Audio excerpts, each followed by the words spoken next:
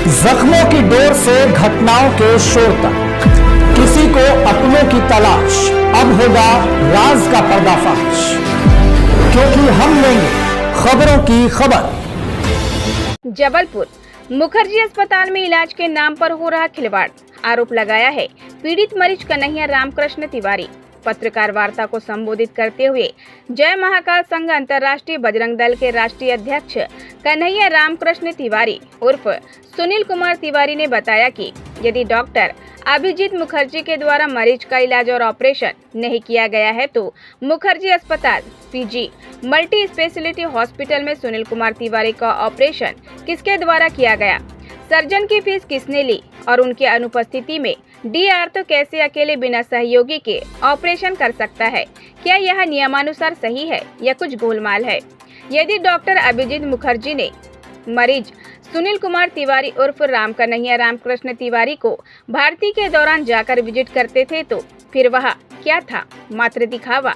आखिर पल्ला क्यों झाड़ रहे हैं इलाज से, जो कि उनके स्वयं के अस्पताल के दस्तावेज बयान करते हैं? क्या मुखर्जी हॉस्पिटल अर्थात में कोई भी डॉक्टर अपना मैरिज लाकर ऑपरेशन और इलाज करा सकता है? तो फिर इन सब की जवाबदारी किसकी? पैसे तो इसी अस्पताल में जमा होते हैं और रसीद भी इसी अस्पताल की दी जाती है। बिना डॉक्टर अभिजीत मुखर्जी की जानकारी के मरीज की भर्ती और ऑपरेशन एवं इलाज हो सकता है या संभव है?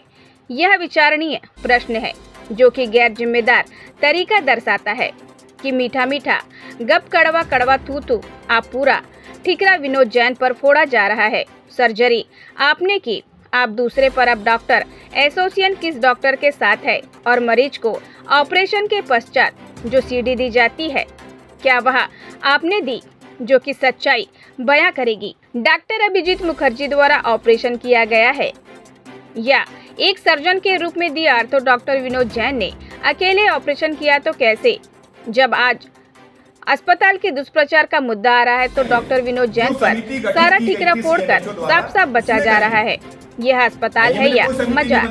साथ ही साथ टाइटेनियम प्लेट डालते समय भी मरीज या उसके परिवार को दिखाना उचित नहीं समझा और न ही उन्हें विकल्प दिया गया कि प्लेट डाले या रोड। गंभीर मुद्दा।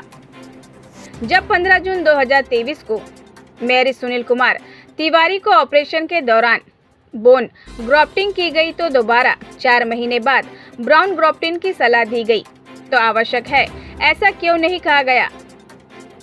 साफ लिखा था हाँ, और यह भी दोनों डॉक्टरों के द्वारा कहा गया था कि यदि मैं लापरवाही की तो प्लेट हड्डी और मांस फाड़कर बाहर आ जाएगी। परंतु मेरे साथ वाक्य कब हो रहा है?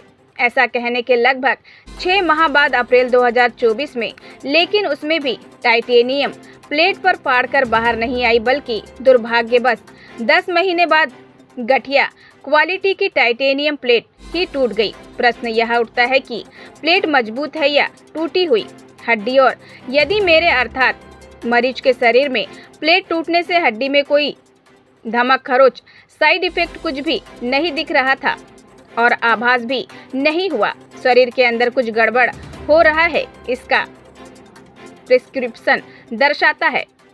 जबलपुर मध्य प्रदेश ब्यूरो चीफ राजकुमार यादव की खास रिपोर्ट। देखिए, जैसा कि आप सभी की जानकारी में संज्ञान में है कि मेरे साथ PG multi speciality hospital right town, जो कि मुखर्जी हॉस्पिटल कहलाता है, वहाँ पर लापरवाही करके मेरे पैर में ऐसी घटिया क्वालिटी की प्लेट डाली गई जो टूट गई। उसके बाद भी पत्रकार वार्ता करके जब हम लोग लोकतांत्रिक तरीके से प्रदर्शन कर रहे हैं तो उन्होंने आरोप ये लगाया कि इसमें हमारी कोई गलती नहीं, डॉक्टर विनोद जैन की गलती है। तो हमारा कहना ये है कि पीजी मल्टी हॉस्पिटल में कोई भर्ती है तो उसमें ऑपरेशन भी अगर इन्होंने नहीं किया तो वो भी एक ये कह सकते हैं आप धोखा है, और ऑपरेशन किया है तो उसको स्वीकार क्यों नहीं किया जा रहा है? इस मुद्दे को लेकर के हम लोगों ने आज पत्रकार वार्ता करी है और जो हमारे ऊपर उन्होंने ब्लैकमेलर का आरोप लगाया है। हमारा कहना है हम अपने अधिकार की लड़ाई लड़ रहे हैं, मरीज अपने अधिकार की लड़ाई लड़ता है, उसको लोकतंत्र में अधिकार है। हम इसके लिए जहां तक ऊपर जाएंगे, जैसा आप लोगों ने कहा न्यायालय की शरण, अंत में न्यायालय बचेगा तो न्यायालय की शरण में हमें जाना पड़ेगा। लेकिन उसके अलावा भी हमको क्या क्या स्टेप लेने हैं, हम लोग प्रदर्शन करना है, पतला ध्यान करना नहीं करना, ये हम लोग आपस में बैठ के तय करके और शीघ्र इसके क्रियान्वयन आपको सामने देखने लगे। जांच कमेटी वगैरह बनाई थी, ऐसी कुछ जानकारी थी कि आप कैसी जानकारी? जैसे आप लोग को जानकारी हुई है हवा हवाई, वैसे मुझे भी जानकारी हुई है हवा हवाई, क्योंकि हम लोगों ने जब इसकी रिपोर्ट मांगी और इसका सूचना के अधिकार में दस्तावेज मांगे तो आज दिनांक तक हमें ये दस्तावेज प्राप्त नहीं हुए। अब हमारा अगला कदम लोकतांत्रिक तरीका अपनाना है। भाई हम धरना प्रदर्शन कर सकते हैं, हम पुतला दहन कर सकते हैं, हम न्यायालय की शरण में जा सकते हैं, तो समय बताएगा कि हमें क्या करना चाहिए। न्यायालय तो आखिरी हमारा रास्ता बचता है, लेकिन उसके अलावा आम जनता को जागरूक करने के लिए हम लोग जन जागरण अभियान चलाएंगे। और हमसे अभी इस कारण आंदोलन से बहुत से ऐसे मरीज संपर्क कर चुके हैं जो इन सब घटनाओं से पीड़ित हैं। हम उनका एक यूनियन बना करके और जन जागरण अभियान कहीं ना कहीं डॉक्टरों की लापरवाही जी बिल्कुल सवाल हुए घेरे में खड़ा है। आप ये बताइए, उन्होंने उस डॉक्टर के समर्थन में गए, हमने 19 मार्च को जब सीएमएचओ को दिया था पत्र, उसमें दिखाया था कि आईएमए को भी आप प्रेषित करिए, इंडियन मेडिकल एसोसिएशन। तो हमारा कहना है आप हमारे साथ वहां पर आए, हम 25-50 थे वहां पर। एक मेघा से आईएमए के जो जिलाध्यक्ष हैं, शायद नेत्र विशेषज्ञ भी हैं, उनको 45 लोग 15 नजर आ रहे हैं। तो प्रश्न तो उन्हीं के ऊपर पहला खड़ा हो रहा है। दूसरी बात, अगर हम 30-40 लोग 200-250 के बीच में जाकर विरोध प्रदर्शन कर रहे हैं तो ये हमारा लोकतांत्रिक अधिकार है।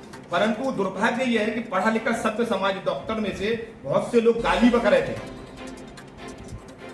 बहुत से लोग धक्का मुक्की महिलाओं के साथ कर रहे थे। तो मतलब ये उनका आक्रोश था कि हम सही क्यों कह रहे हैं, ये है प्रश्न। आईएमए को अपने डॉक्टरों के ऊपर भी तो जांच करनी चाहिए कि भाई जैसे आपने देखा अभी बहुत सी गलतियां डॉक्टर कर रहे हैं, फर्जी डिग्रियां ले रहे हैं, उनके ऊपर क्या कार्रवाई करिए आईएमए ने।